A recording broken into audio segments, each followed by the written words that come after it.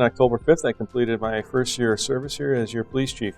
It's been an honor and a privilege to continue to serve in that role, and I'm extremely proud and impressed with the men and women of our police department and the efforts that they have put forth over the course of the last year.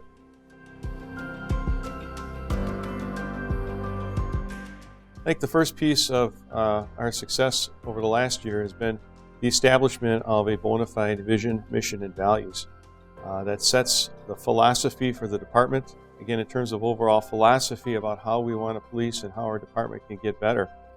Again, it's reinforcing that message, both internally with our department members, but with our community members to make sure they understand that, we just don't put this on our cards and cars. We aspire to these philosophies, and we'll hold our folks accountable to them.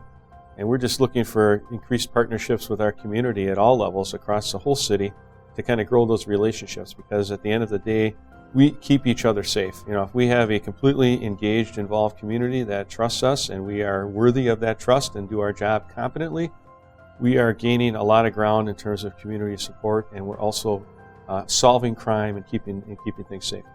Immediately following that was the reorganization of the department, identifying appropriate roles and responsibility for all of our members, adding positions where we needed to add positions to fill roles of responsibility, developing future leaders. So we are melding together as one big cohesive team. So when we talk about being a forward-thinking department, technology is a big piece of that. We replaced our radios with dual band radios that we're able to use across the board. We also brought body-worn cameras in. Those just rolled out in the last month, which is a huge piece in terms of trust and accountability, but it also helps us on the investigative side as well. We've got other things coming down the pike in 2022, some technology that will help us as we reconstruct our intelligence and analysis unit. We'll be hiring 3 crime analysts who will have different responsibilities, but one of those things, not only internal to the department, but pushing out data to the community, traffic stop demographics, crime statistics, things of that nature that the community is concerned about. We'll have some valid evidence-based data that we can push out on a regular basis. This schedule really allows us to put the most officers on the street at the times that we are the busiest, when we need the most officers. And it creates overlaps throughout the day, so we have our whole team interacting at different points of the day. But it also creates for us a common training day. So previously, we were struggling to get necessary training in. We are able to train more, we're able to train on more topics without affecting adversely street staffing. We will have a national de-escalation program in Fargo. We've been lobbying with the Police Executive Research Forum since I started my tenure to get them here so we don't have to send people out. And they're hosting a regional Train the Trainer. This is a national de-escalation program that also has evidence-based research behind it. So there's a report that recently came out showing that implementation of this program reduces use of force, reduces injuries, just a plethora of positive things for both the police and the community. So just a great national program. We're happy to bring that here to Fargo and again keep us in that progressive, forward-thinking position. In addition to really just learning the organization, I got to experience our first North Dakota legislative session.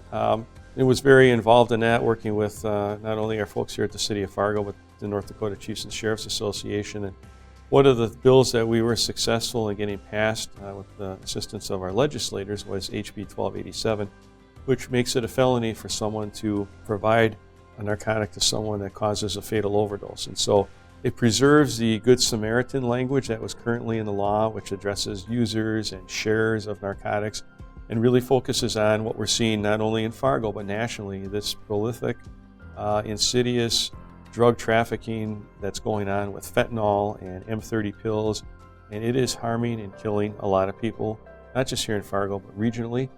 Those drug traffickers would otherwise not have an enhanced penalty under the current statutory scheme, so the inclusion of that additional felony gives us more tools, along with the state's attorney's office, to hold those drug traffickers accountable.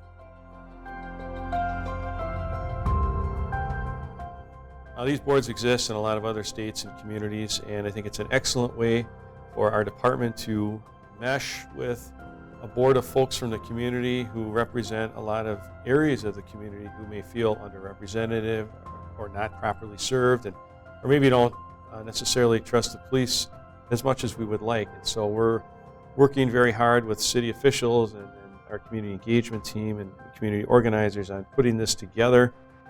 So we hope to see that rolled out early 2022, and we're kind of excited about that as well. It's going to give us another opportunity, not only for outside scrutiny and accountability from the public, but our ability to explain our actions in more detail so that they have a better understanding, and that within those different communities they can help message that and grow those relationships that might be strained at the moment. So that was another important piece that we wanted to get accomplished, and we're excited to get that going. So it's been a great year here working with the department. It's very rewarding and exciting to see all of the great people here that we've got to work with, many of whom are now moving up into the leadership ranks, and it's fun to sit back and watch them take on their new role and implement the new philosophies, vision, mission, values, and really get our young department geared towards this cultural and operational change that's going on. So I'm enjoying that immensely. Really love continuing to work with those folks and help them build their future careers. And community-wise, it's been great living here in Fargo. It's really a great city. I'm extremely excited about the accomplishments that we've completed in 2021 and greatly look forward to what's ahead in 2022.